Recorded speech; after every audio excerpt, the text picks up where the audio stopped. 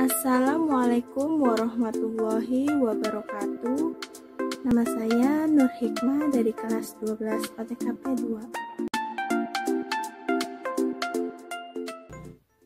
Pertama, kita akan membahas tentang penerimaan sarana dan prasarana.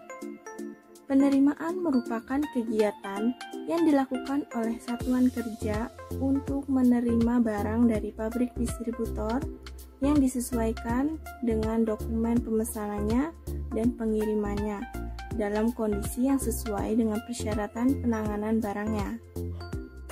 Proses penerimaan terjadi setelah proses pengadaan selesai dilakukan, dan proses penerimaan ini dilakukan oleh pihak pembeli atau pemesan untuk menerima barang-barang sesuai dengan pesanannya.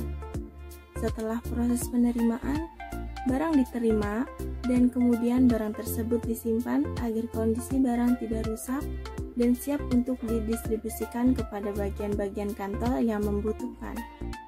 Di dalam aktivitas penerimaan barang, terdapat 3 poin penting yang tidak dapat dipisahkan, yaitu aktivitas penerimaan barang seperti fisik barang yang diterima, dokumentasi, cara penanganan barang. Aktivitas penerimaan yang pertama yaitu barang yang diterima, artinya barang yang terlihat secara fisik dapat dirasakan dan dipegang untuk memastikan keaslian dari barang yang sudah diterima. Yang kedua yaitu dokumentasi, artinya fungsi untuk menjadikan penerimaan dalam membaca atau mencocokkan barang yang dipesan yang terdapat dalam proses penerimaan dengan menjelaskan spesifikasi barang. Selanjutnya, cara penanganan barang. Artinya, proses penanganan barang harus dipelajari dan dipahami sebelum barang yang dipesan datang, sehingga meminimalkan tingkat kesulitan pada saat penerimaan barang. Pembahasan selanjutnya yaitu tahapan penerimaan.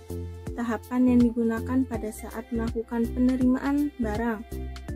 Tahapan yang pertama, masuk gudang, lalu parkir dan antre, selanjutnya bongkar muat di loading dock, selanjutnya penyusunan barang bongkaran, lalu pengecekan barang dan dokumen, selanjutnya pemasukan data ke dalam sistem, lalu legitimasi dokumen, dan keluar gudang. Tahapan ini merupakan tahapan yang terakhir, di mana setelah barang sudah disimpan di gudang, kemudian bila suatu kantor membutuhkan pengadaan barang, maka pihak kantor tinggal mengambil barang tersebut di gudang. Prosedur administrasi penerimaan. Prosedur administrasi penerimaan adalah suatu pemeriksaan yang terbagi menjadi 2 langkah, yaitu pemeriksaan dokumen dan pemeriksaan fisik barang. Materi yang kedua yaitu penyimpanan sarana dan prasarana. Penyimpanan merupakan kegiatan yang dilakukan untuk menampung hasil pengadaan, dan umumnya barang tersebut adalah milik negara. Adapun aspek yang perlu diperhatikan dalam proses penyimpanan, yaitu aspek fisik dan aspek administratif. Aspek fisik adalah penyimpanan tempat yang diperlukan untuk menampung barang milik negara berasal dari pengadaan. Aspek tersebut biasanya disebut dengan gudang, yang dibedakan menjadi 3 bagian, yaitu yang pertama gudang pusat, artinya barang yang akan dijadikan persediaan. Yang kedua gudang transit, yaitu menyimpan barang sementara sebelum barang tersebut disalurkan ke unit-unit. Yang ketiga, gudang pemakai, artinya untuk menyimpan barang-barang yang akan dan telah digunakan dalam pelaksanaan kegiatan. Aspek penyimpanan yang kedua yaitu aspek administratif, adalah hal-hal yang diperlukan untuk mendukung pelaksanaan kegiatan dalam menyimpan, seperti bendaharawan kepada gudang urusan tata usaha, urusan pemerintah, urusan penyimpanan, urusan pemeliharaan, dan urusan pengeluaran. Tentu dalam proses penyimpanan ada hal-hal yang perlu diperhatikan. Hal-hal yang perlu diperhatikan yaitu persediaan alat-alat pemeliharaan yang tersedia, pergudangan yang memiliki beberapa syarat, sifat barang yang disimpan, prosedur dan tata kerja, biaya yang tersedia, tenaga yang diperlukan, dan jangka waktu penyimpanan. Materi yang selanjutnya yaitu pendistribusian sarana dan prasarana. Proses pendistribusian dilakukan setelah proses penyimpanan selesai dilakukan. Pendistribusian dapat dilakukan di kantor, perusahaan, ataupun di sekolah.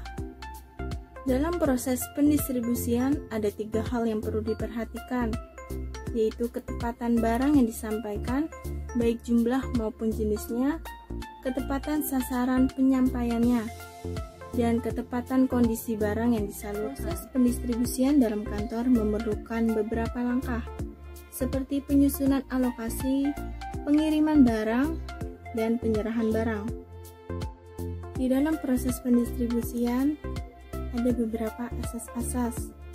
Yang pertama, asas ketepatan, artinya berkaitan dengan ketepatan waktu. Yang kedua, asas kecepatan, yang berkaitan dengan kecepatan untuk mempersiapkan sarana dan prasarana yang dibutuhkan.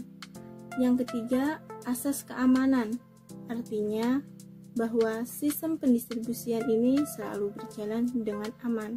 Yang keempat, asas ekonomi, artinya agar terhindar dari pemborosan, baik segi barang maupun finansial. Materi selanjutnya yang akan kita bahas yaitu jenis-jenis moda transportasi.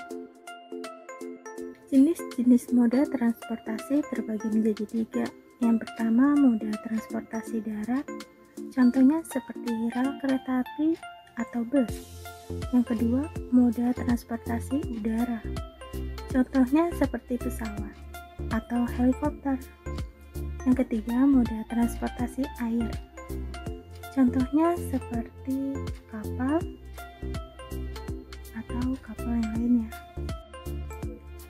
Selanjutnya, dokumen pendistribusian. Ada 2 surat. Yang pertama, surat pengantar barang atau surat jalan, yang digunakan untuk mengantarkan dokumen atau barang. Surat ini juga berguna sebagai tanda terima penyerahan barang kepada penerima untuk menjamin keamanan dalam perjalanan. Yang kedua adalah surat tanda terima, artinya salah satu dokumen penyerahan barang yang cukup penting. Surat ini sebaiknya segera dibutuhkan tanda tangan pada saat proses penyerahan suatu barang dari pihak satu ke pihak lain, sehingga jika ada perselisihan, maka berita acara tersebut dapat dijadikan alat pembuktian penyerahan barang.